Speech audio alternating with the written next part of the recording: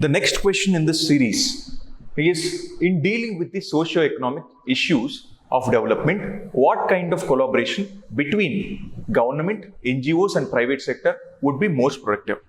The question crux is, like, we are dealing with some socio-economic issues. What kind of collaboration between government, NGOs and private sector can lead to reduction of these issues? That is the question that has been asked. When you introduce these sort of questions, you need to start with what are the socio-economic challenges India is facing, like poverty, like unemployment and inequality. Poverty, unemployment, inequality, that is making India to be underdeveloped. That is making India to be underdeveloped. See, these are the introduction which you can quote when you're writing answer to this question. Now we come to the how to start the body. Now look at the keywords. Look at the keyword. First is socio-economic issues. You need to elaborate upon the what are the socio-economic issues faced by India. When it comes to the socio-economic issues,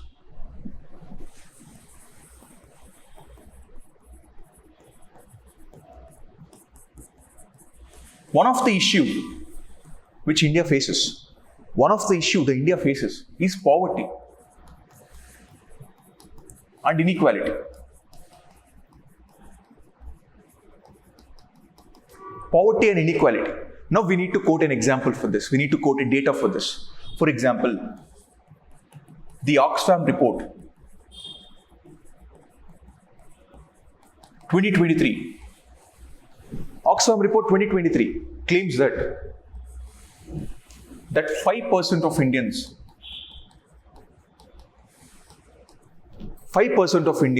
have 60% of national wealth. 5% of India have 60% of the national wealth. Then second one, we need to quote about the education figures. Education figures we need to quote down. Here you can quote down the annual status of education report 2023, which is given by an NGO called Pratham. In this you will quote the youth who can read class 2 text has reduced. Youth who can read the class 2 text has reduced according to the ASER report. Then third thing which you can quote is regarding the health. When it comes to health, we have the maternal mortality rate which is standing at 97 per 10,000, which is one of the highest among the developing countries. Then the next one which we can think of is lack of housing.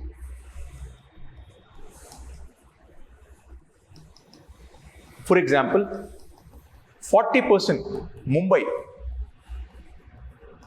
lives in slums. 40% Mumbai lives in slums.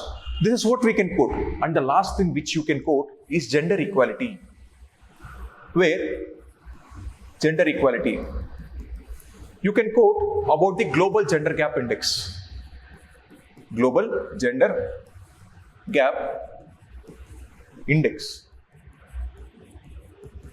So in this, the India is ranked 129 out of 146 countries, which is very poorly placed. These are the socio-economic issues which India is facing. Now we need to write down how the private sector, government and NGOs collaboration can lead to this reduction. Now when there is collaboration,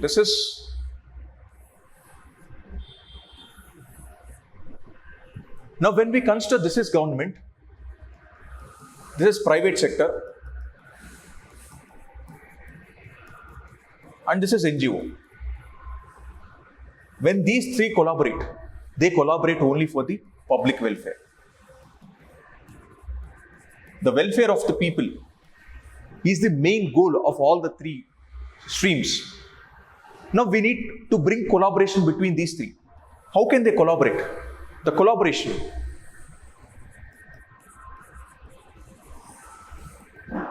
How can they collaborate? So you can go for the public-private partnership. You can go for the public-private partnership. Where you can go for it? For example, in building roads. In building roads, we can go for the public-private partnership. The second thing where you can go for this is regarding the ground implementation.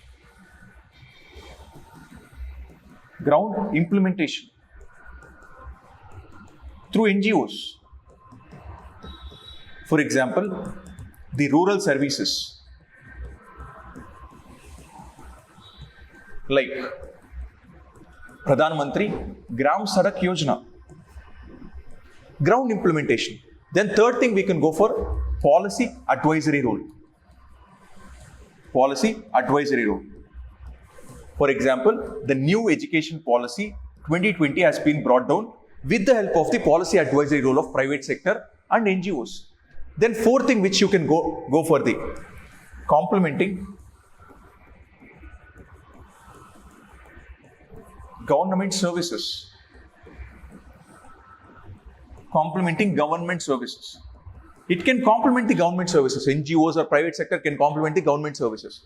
For example, the CSR of Tata, the Tata groups will be having more CSR.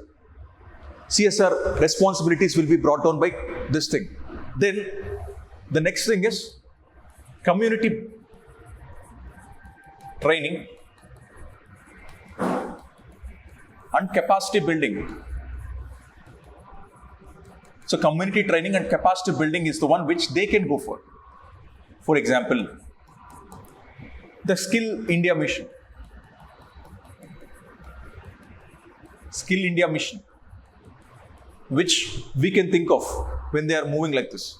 Then you can go for shared technology,